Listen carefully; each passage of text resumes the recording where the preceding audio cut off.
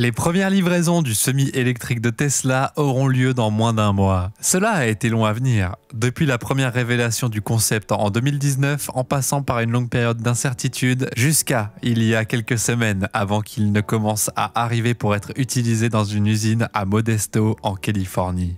Mais avant de commencer cette vidéo, n'oubliez pas de vous abonner à la chaîne et d'activer toutes les notifications pour ne rien rater des dernières actualités de Tesla. C'est parti! Les attentes à l'égard du semi-Tesla sont élevées, et cela en fait le semi-remorque électrique le plus compétent du marché. Il présente des caractéristiques assez exceptionnelles pour un semi-remorque électrique, notamment une autonomie de 800 km à pleine charge et la capacité de recharger 70% de la batterie en 30 minutes seulement. Le potentiel du semi-Tesla est plus qu'étonnant. En remplaçant l'un des véhicules les plus polluants sur la route par une alternative durable à zéro émission, il est possible de transformer complètement l'industrie du transport routier aux États-Unis et peut-être même dans le monde entier, sans parler des effets de la conduite totalement autonome à long terme.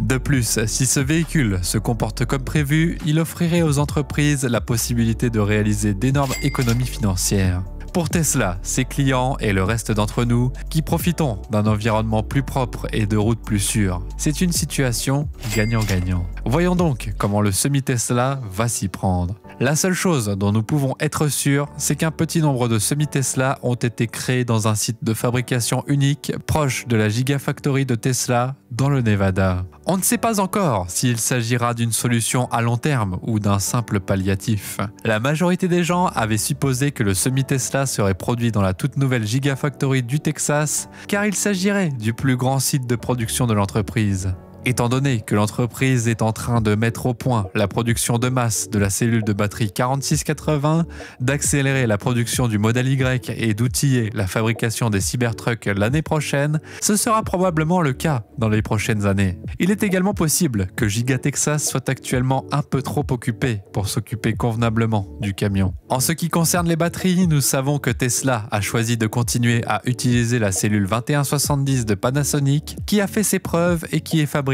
en masse à Giga Nevada, plutôt que d'incorporer la nouvelle cellule 4680 dans la conception du semi.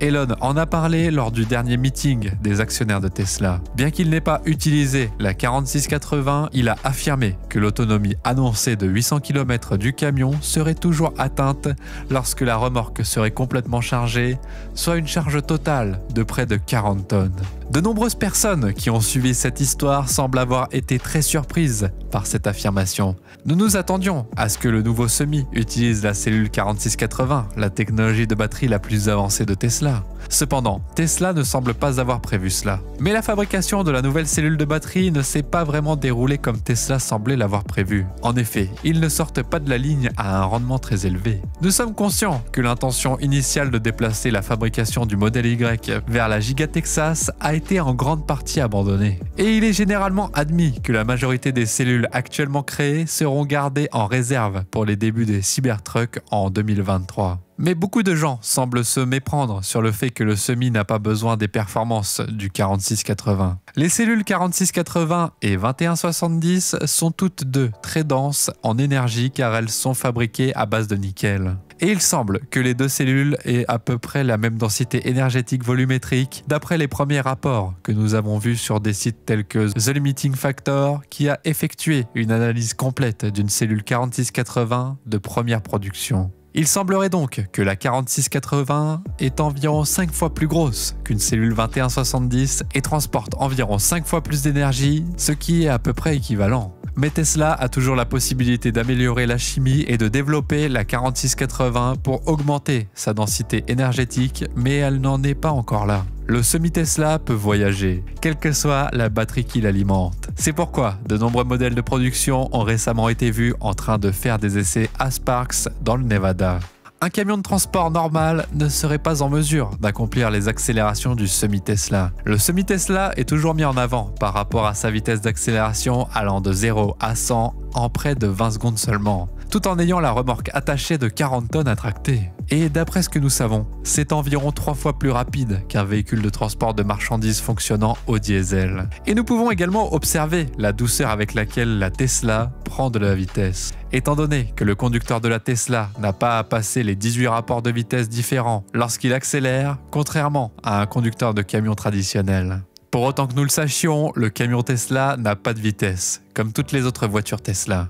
Les moteurs sont directement reliés aux roues après être passés par une boîte de vitesse fixe. À l'origine, Tesla avait annoncé que le camion était équipé de 4 moteurs indépendants, mais il est probable qu'à un moment donné, la société ait reconnu que le groupe motopropulseur était surdimensionné, car le nouveau modèle de semi-remorque n'est équipé que de 3 moteurs électriques. Tesla précise que ce véhicule sera équipé de 3 moteurs distincts sur les essieux arrière, laissant de côté l'essieu avant.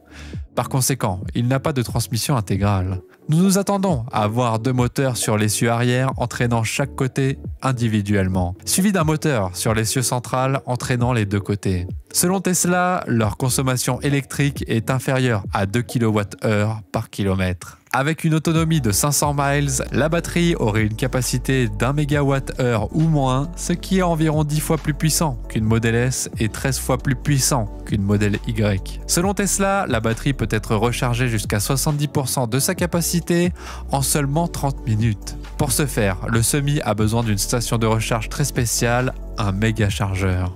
Jusqu'à présent, ce n'est qu'à l'usine Tesla du Nevada et à l'usine Frito-Lay de Modesto, où le camion a commencé à fonctionner, que nous les avons vus en action. Par ailleurs, Frito-Lay prévoit de recevoir les 15 premiers Semi pour la mise en service officielle. Tesla a installé 4 des nouveaux méga chargeurs pour gérer les 100 véhicules que la société mère PepsiCo a achetés jusqu'à présent.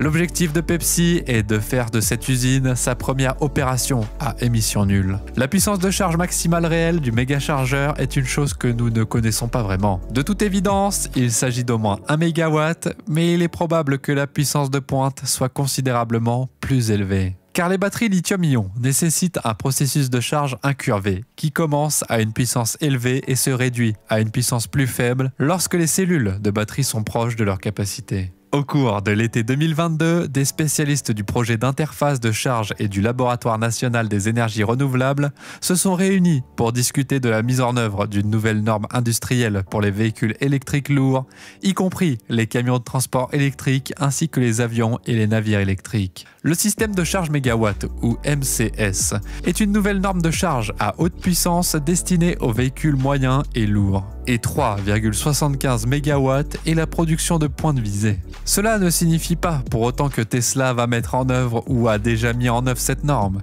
Ils n'ont jamais été très compétents dans ce domaine. Mais il est difficile d'imaginer que Tesla soit très loin du compte si la norme industrielle est de 3,75 MW. Selon un calcul de Tesla, il coûtera environ 2,5 fois moins cher de charger un camion à l'électricité que de le remplir de diesel. Cela devrait permettre d'économiser jusqu'à 200 000 $ en frais d'exploitation après seulement 3 ans. De plus, comme les véhicules électriques comportent moins de pièces mobiles et nécessitent moins d'entretien courant, pas de vidange d'huile ou autre, les camions fonctionneront plus longtemps et iront plus loin au cours de leur vie. Nous savons qu'Elon s'est fixé comme objectif de produire 50 000 camions par an d'ici 2024. Cela démontre ses attentes élevées pour ce semi-électrique et sa nature ambitieuse. Bien que l'on ne sache pas exactement combien de semi-Tesla ont été commandés, nous avons connaissance de quelques commandes importantes. Bien sûr, PepsiCo, qui possède 100 camions, est l'un des principaux clients, mais pas le plus important. Cela est réservé à Pride Group Entreprises, une importante entreprise de transport et de logistique dont le siège est au Canada. Au moins 150 semi-Tesla sont enregistrés dans leur inventaire. Il y a aussi 130 camions de Walmart Canada, 125 camions d'UPS et d'autres commandes plus petites. Nous pouvons maintenant suivre environ 800 commandes de semi-Tesla. Néanmoins, il y en a probablement beaucoup plus que cela. En ce qui concerne la question de savoir si le semi-Tesla sera utilisé ou non pour livrer des automobiles Tesla, j'en ai entendu parler à plusieurs reprises.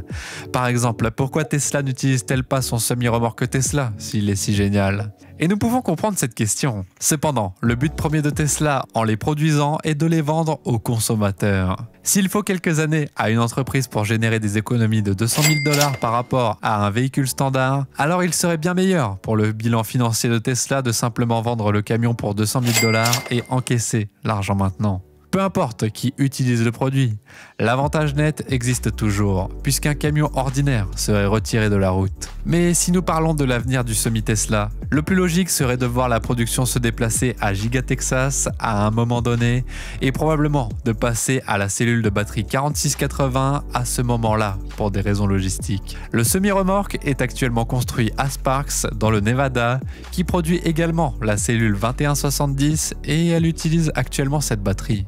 Il est parfaitement logique que les cellules n'aient pas à parcourir le monde entier pour être utilisées. Il passerait à cette nouvelle cellule s'il déménageait à Giga Texas où la 4680 serait fabriquée. Pour atteindre le type de taux de production auquel Elon fait référence, ils auront incontestablement besoin d'une installation solide. Le semi-Tesla pourrait encore s'avérer être le plus grand échec ou le plus grand succès de l'entreprise. Il ne nous reste plus qu'à attendre et voir ce qu'il en est. Tesla pourrait-il augmenter sa production annuelle de 50 000 véhicules en 2024 à 100 000 camions en 2025 si nous avançons le calendrier de 3 ans?